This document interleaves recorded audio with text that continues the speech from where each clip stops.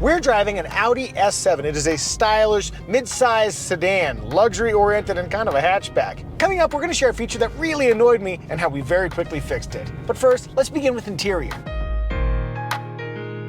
Textural carbon fiber leather with stitching, soft suede-like material. There's a lot of really interesting texture, but there's also similarities. The gear selector matches the steering wheel.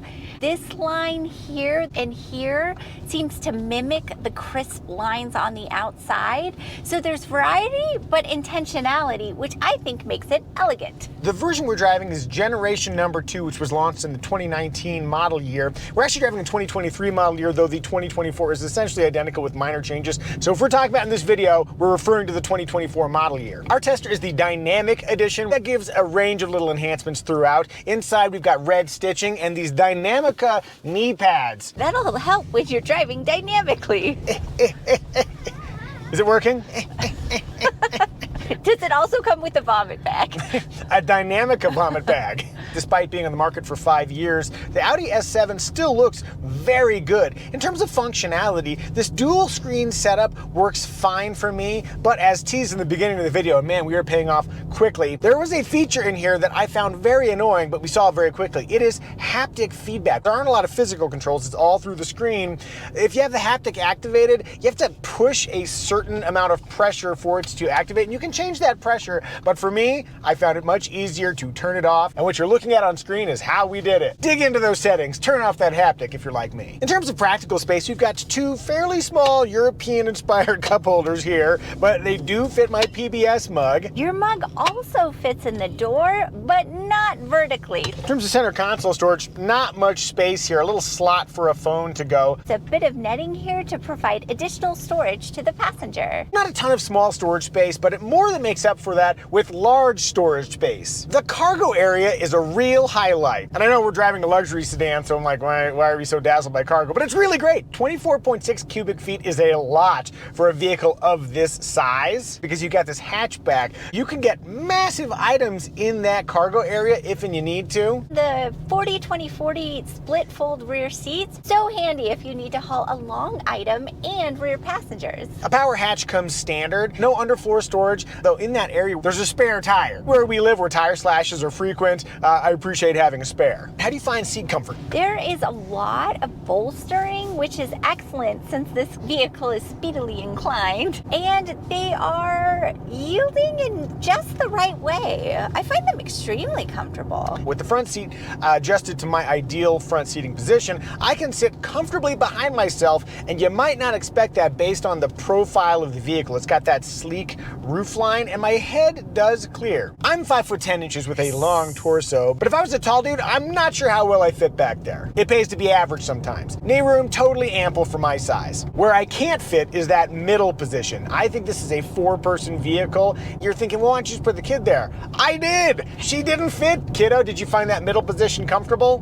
No, because the legroom was not good at all. What I do like about the back seats, though, is that they have not just center vents, but vents on the B-pillars as well. So you can really, like, blast yourself and, well, that's a weird way to say it. And blast your because there's also seat heaters. Yeah, optional. I'm not convinced we should refer to it as blasting, but moving on. Oh, and there is a center console that you can flip down that has a little supplemental storage space in it where you can hold, like, a necklace, and then also a couple of cup holders. Kiddo, how do you find climbing in and out of the Audi S7?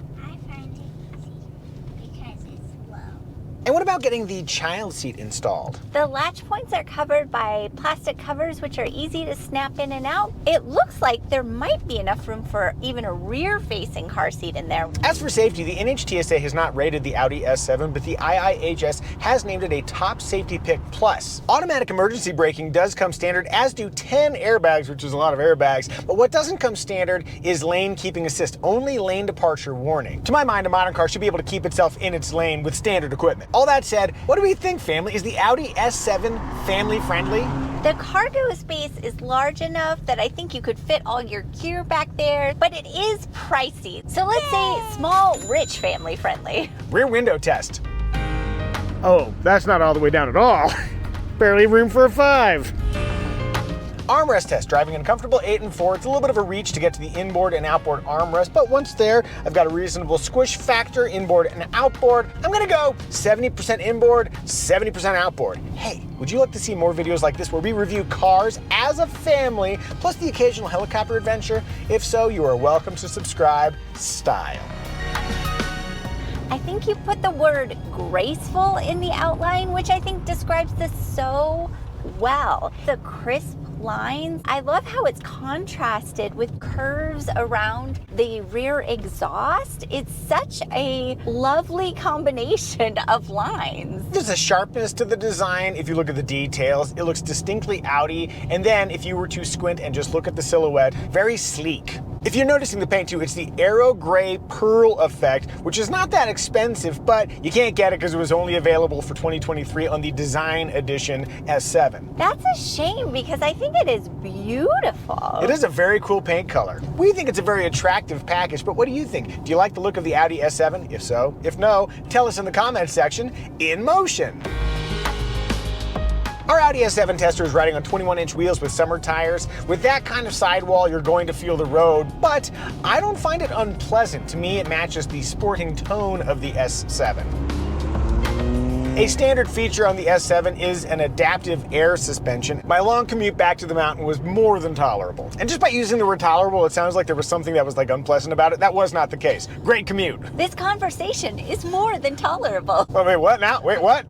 Well, now I'm not so sure. Wait, for me, one of the greatest highlights driving the S7 is the engine. Whee! The power is stout and growly. There's a real tone to it that I very much enjoy. It's a twin turbocharged V6, but there is an electrically driven compressor that supplements the turbocharges to really negate turbo lag. It's pretty dang swift.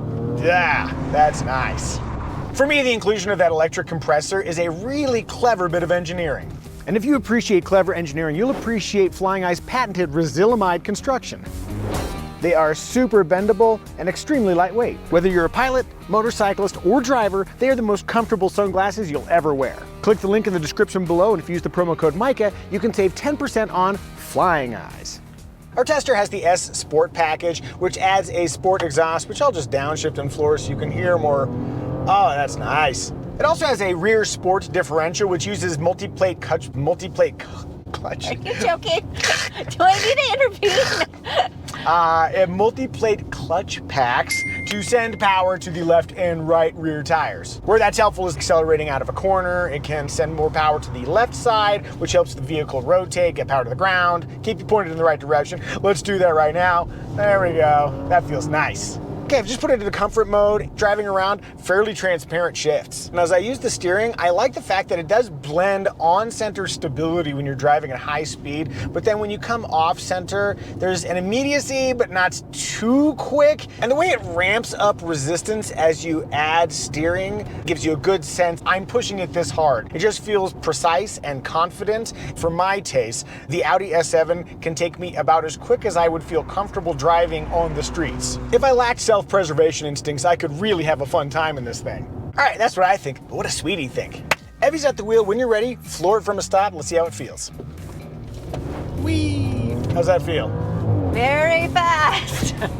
I also heard a cool sounding That may have been the electric compressor giving you that instant power off the line. Did you feel anything like turbo lag? No. 0 to 60 time in the Audi S7 is 4.5 seconds. That's pretty darn swift. That's Sweetie intimidatingly swift.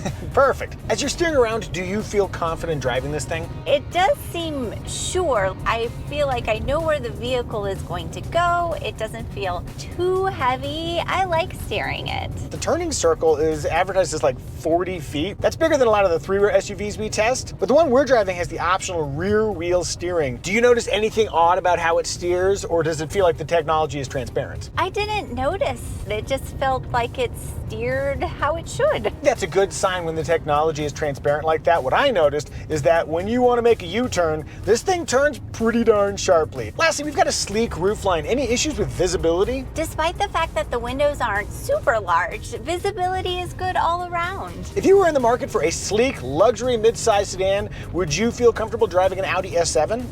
Yes, please. That sounds pretty positive. Okay, I'm getting back in the driver's seat. In total, the Audi S7 is a fun and composed luxury sedan. Moving onward to remarks. Remark number 1, infotainment. We've got a 10.1-inch screen up top and an 8.6-inch screen down below. The system comes with standard Apple CarPlay and Android Auto wireless, which pairs really nicely with the wireless phone charger in here. And it'll tell you if you leave your phone in the car, which is so handy for a forgetful person like myself. I generally associate luxury with confusion. Not the case here. This is very easy to navigate. I like how the icons are similarly colored by function. I like that they included a knob for the infotainment system that you can also use to make track selections. There aren't any physical buttons for the HVAC controls, which I think makes it a little difficult to operate while driving. Up where we live, where everywhere you park, there may be a rogue pine cone or squirrel around the vehicle. I really appreciate the optional 360-degree camera system. And then over here, we've got the 12.3-inch digital gauge cluster. And I like that they give you a few different options for the visualization. It's vivid and it gives you a lot of information as the driver. And now it's our daughter's time to shine. Kiddo, can you tell us what is your favorite feature in the Audi S7? My favorite feature is the contrast lighting on the doors. Makes it feel just a little bit more special. Kind of like when you got this red stitching on the edge of the seatbelt. Just a little bit of color really goes a long way. And that was Kiddo's favorite feature. All right, let's talk engine choices. In the S7, we've got a 2.9-liter V6 that's twin turbocharged, paired with an 8-speed automatic transmission. Go down a trim to the Audi A7, you have less power from a 3-liter V6 that's turbocharged and paired with the 7-speed dual-clutch transmission. There's also the RS7, which has a twin turbocharged 4-liter V8, and man, that thing is quick. 0 to 60 time in about 3.3 seconds, and for 2024, it gets a 30 horsepower bump in power. With any of those three engines, all-wheel drive comes standard and premium fuel is recommended. Sweetie, may I share our trim recommendation? Oh, yes. Our trim recommendation is which trim will give you the essential features you'd regret not getting, but at the lowest possible price. The base S7 includes most of the essentials like 4-zone climate control, a power hatch, heated front seats, leather, a panoramic roof, and smart key access, but it's missing lane keeping assist, a feature that comes standard on a Honda Civic. So we'd recommend spending another $2,050 for the convenience package to add adaptive cruise control with lane guidance, blind spot assist, and a 360-degree camera system. Total cost, $82,450 plus destination. And if you're ready to buy an Audi S7, click the Kelley Blue Book pricing link in the description below to see how much you should pay for an S7 and what your current car is worth. As mentioned, we've got a 2023 tester, but the 2024 model is only light changes. There are some slight equipment updates and slight price increases. As for possible competitors, we've got the Porsche Panamera, Mercedes-AMG GT 4-door coupe. For a budget-priced alternative to the S7, you could consider the Audi A7, or if you want to venture into the world of electric sedans, the Tesla Model S. And if you're curious what we thought about the Model S Plaid, click right up here. Did we miss any remarks? If so, tell us in the comment section. Synopsis! In thinking about the essence of the Audi S7, it is more practical than its style would imply. To me, it is the Flying Eyes Osprey sunglasses of midsize luxury sedans. Look, you can bend them and they're stylish. Family, I think we've done a good job reviewing the Audi S7. May I have a 5 and a 5, brand integration, and you, come get your high five. Bam!